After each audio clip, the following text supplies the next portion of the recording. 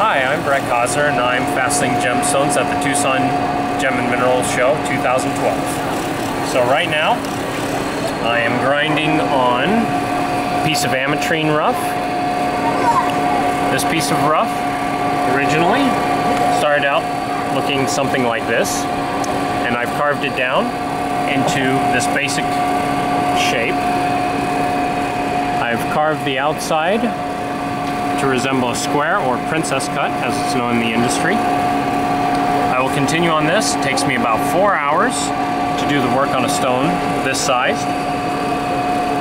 When I'm done polishing, it's going to have that type of luster on the outside of the stone. Currently I'm working on the bottom, which is called the pavilion. The outside edge here is called the girdle, and I'll flip it over and start working on the top, which is called the crown. I use several grits of diamond lap.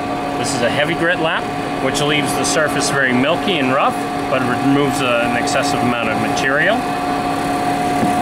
Then I move down to a finer grit lap, which less material is removed, but leaves the stone a lot smoother. And then I'll finally move down to a polish lap. It has no abrasive on it. I actually add a polishing compound to it and then polish from there and give it the shiny, beautiful surface that you see on all gemstones. So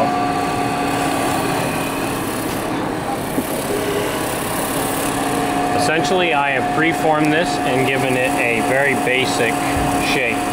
My next order of business is to start putting in additional facets. So you can see that we have a flat triangular facet here, and what I'm going to do is move my degrees up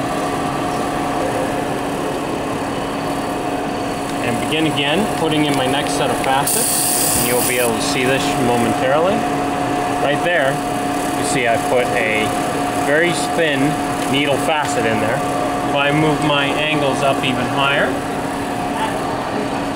the facet will become broader and more defined.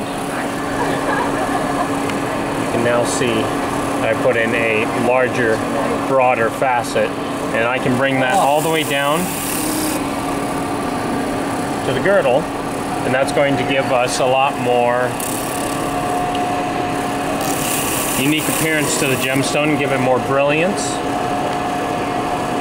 So that is where we're at, and I'm going to replicate this facet on this side and then do it on each other side of the facet, or other side of the stone.